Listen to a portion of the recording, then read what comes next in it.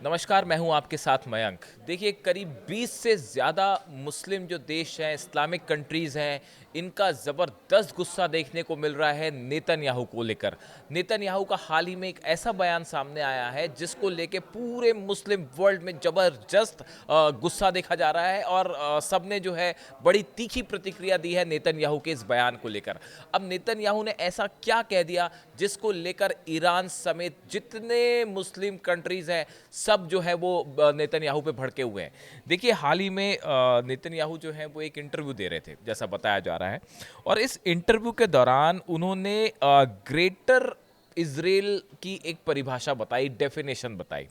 उन्होंने कहा कि कई यहूदी जो विद्वान हैं वो ये कहते हैं कि जो ग्रेटर इजराइल है इसमें सीरिया को भी शामिल कर लेना चाहिए, इसमें जॉर्डन को भी शामिल कर लेना चाहिए, इराक को भी शामिल कर देना चाहिए, अरब और मिस्र को भी शामिल कर देना चाहिए। ऐसा नेतन्याहू का कहना था कि एक जो ग्रेटर इजराइल की डेफिनेशन है उसमें ये सब मुस्लिम देशों को भी शामिल कर लेते हैं कुछ ज्यूज जो विद्वान हैं। फिर उन्होंने दूसरी बात ये कही कि 1967 का 1967 का जो 6 दिन का युद्ध हुआ था उसमें इसराइल ने जो है गाजा, सिनाई, गोलन हाइट्स और पूर्वी यरूशलेम और वेस्ट बैंक के इलाके में जो इसराइल का कब्जा हुआ था, इन सबको भी जो है ग्रेटर इसराइल में शामिल कर लेना चाहिए। यानी नेतन्याहू चाह रहे हैं कि ये जितने मुस्लिम देश हैं ये ग्रेटर इसराइल का हिस्सा बन जाएं, जॉर्डन भी शामिल हो जाए, सीरिया भी शामिल हो जाए, इराक भी शामिल हो जाए, अरब और मिस्र जैसे देश भी शामिल हो जाएं, और ये जो बाकी इलाके हैं गाजा, सिनाई, गोलन हाइट्स, पूर्वी ईस्ट यरूशलेम जो है, वेस्ट बैंक, ये सब ग्रेटर इसराइल का हिस्सा बन जाए। इस तरह से उन्होंने एग्जाम्पल देते हुए कोट किया कि कुछ जो ज्यूज विद्वान होते हैं वो जब ग्रेटर इसराइल की परिभाषा देते हैं तो इसमें सबको शामिल कर लेते हैं। ऐसा बयान नेतन्याहू की तरफ से आया और इसको इसको उन्होंने मैप ऑफ प्रॉमिस्ड लैंड भी बताया कि भाई इसको मैप ऑफ प्रॉमिस्ड लैंड भी कुछ विद्वान बताते हैं। अब नेतन्याहू ने जैसे ही ये बयान दिया उसके बाद जितने मुस्लिम देश हैं सबका ज़बरदस्त गुस्सा देखने को मिला और हर देश ने जो है नेतन्याहू के इस बयान की तीखी आलोचना करी। हमको आपको बताते हैं कुछ प्रतिक्रियाएं जो आई हैं उसमें क्या कहा गया। देखिए, जॉर्डन ने कहा कि नेतन्याहू का यह बयान बेहद खतरनाक और उकसाने वाला है। जॉर्डन के विदेश मंत्रालय की तरफ से बयान आया कि नेतन्याहू ये जो कह रहे हैं कि ये ग्रेटर इसराइल की जो बात कर रहे हैं इनका ये बयान खतरनाक है और बेहद उकसाने वाला है, इसकी निंदा होनी चाहिए। देखिए, इसी तरह जो है वो जॉर्डन के बाद जो है मिस्र की तरफ से कहा गया, उस मिस्र के विदेश मंत्रालय ने कहा कि भाई इसराइल को इस नेतन्याहू के इस बयान पर सफाई देनी चाहिए। जो बात नेतन्याहू ने एक इंटरव्यू के दौरान जिसका शब्द का इस्तेमाल किया ग्रेटर इसराइल, और उसमें जो है सब कहा कि कुछ ज्यूज विद्वान जो हैं सब देशों को शामिल करते हैं, तो उसमें उस मामले में जो है मिस्र के विदेश मंत्रालय की तरफ से कहा गया कि नेतन्याहू को जो है इस मामले में सफाई देनी चाहिए कि आखिर वो ये कहना क्या चाहते हैं, उनकी मंशा क्या है। इसी तरह से कतर का भी बयान आया है। कतर ने कहा है कि नेतन्याहू का बयान जो है बेहद अहंकार भरा है, घमंड से भरा हुआ बयान है। वो इजराइल की विस्तारवादी नीति को कहाँ तक ले जाना चाहते हैं। तो कतर ने भी जो है वो तीखी आलोचना करी है नेतन्याहू के इस बयान की। देखिए, बहुत सारे जो मुस्लिम देश हैं, इस्लामिक कंट्रीज़ हैं, उन्होंने नेतन्याहू के इस जिस बयान को लेकर जो आलोचना की है वो ये कहा है कि ये पूरे इलाके में एक अशांति और अस्थिरता, इनस्टेबिलिटी जो है वो पैदा करने वाला बयान है नेतन्याहू का।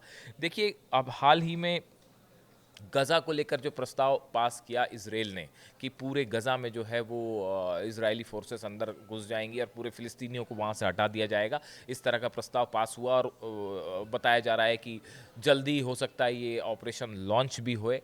पुतिन और ट्रंप की मुलाकात का शायद इंतज़ार हो रहा था, ऐसा बताया जा रहा है। अब अगर इस तरह का कोई ऑपरेशन अगर नेतन्याहू करते हैं तो सबसे पहले तो ईरान की तरफ से आपत्ति जताई गई है और ये बात साफ की गई है कि अगर इसराइल ने ऐसा कोई ऑपरेशन किया गजा में तो इसके गंभीर परिणाम जो है वो इसराइल को भुगतने पड़ेंगे। ये साफ चेतावनी ईरान की तरफ से दी गई है। उसके अलावा कई मुस्लिम कंट्रीज़ हैं जिनका हमने सब ने नाम लिया, सीरिया, जॉर्डन, इराक, सऊदी, मिस्र, ये सब वो देश हैं जो गज़ा में इसराइल के इस ऑपरेशन का विरोध कर रहे हैं। देखिए लगातार गज़ा में जिस तरह से नरसंहार हो रहा है, अभी पिछले हमले में 100 से ज़्यादा फ़िलिस्तीनी नागरिक जो हैं वो मारे गए। इसमें बहुत से लोग ऐसे हैं, फिर बहुत से क्या बल्कि सारे लोग ऐसे हैं जो वहाँ के आम लोग हैं, आम सिटीज़न हैं जिनका हमास से कोई लेना-देना नहीं है। लेकिन वो भी इज़राइल के हमलों का शिकार हो रहे हैं। इन हालात में गज़ा को लेकर जो प्लान नेतन्याहू ने तैयार कर रखा है या शायद अमेरिका के साथ चर्चा के बाद ये प्लान तैयार हुआ है। अब इसको लेकर खासकर पुतिन और ट्रंप की जो मीटिंग थी ये फेल हो गई है। इसके बाद अब सबकी नज़र इस बात पे है कि इन हालात में गज़ा को लेकर इजराइल का अब क्या रुख होता है।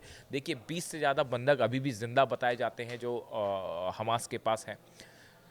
कई जो हैं उनकी मौत हो चुकी है। अब इन बंधकों का क्या होगा? इज़राइल इन्हें छुड़ा तो नहीं पाया, इनकी लोकेशन भी पता नहीं चल पाई, काफ़ी सारे ऑपरेशन हुए, ग्राउंड ऑपरेशंस भी चले, उसमें भी इज़राइल को काफ़ी नुकसान हुआ। देखिए गज़ा में तो जो तबाही मचानी थी वो मचा दी इज़राइल ने, लेकिन जो मकसद था बंधकों को छुड़ाने का वो अभी भी कामयाब नहीं हो पाया। अब इन हालात में गज़ा को लेकर इज़राइल का अगला कदम क्या होगा, इस पर सबकी नज़र है। क्या जिस तरह के ऑपरेशन की बात नेतन्याहू कर रहे हैं, क्या वो ऑपरेशन शुरू होगा इज़राइल में?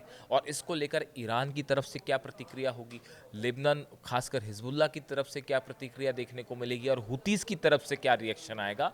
इस पर सबकी नज़रें बनी हुई हैं। अब इन हालात में देखिए जब ये नेतन्याहू ग्रेटर इज़राइल वाली जो बात कर रहे हैं कि ज्यूज़ विद्वान कहते हैं कि सब कंट्रीज़ को ग्रेटर इज़राइल का हिस्सा होना चाहिए, तो जितने मुस्लिम कंट्रीज़ हैं उनका कहना है कि ये जो बात नेतन्याहू कर रहे हैं ये असल में इनकी मंशा यही है, यही इनकी विस्तारवादी नीति है, दूसरे देश की ज़मीन को कब्जा करना, उसको हड़पना। ऐसे कई आरोप जो हैं वो मुस्लिम देशों की तरफ से लग रहे हैं जिन्होंने नेतन्याहू को इस पूरे बयान को लेकर घेरना शुरू कर दिया है।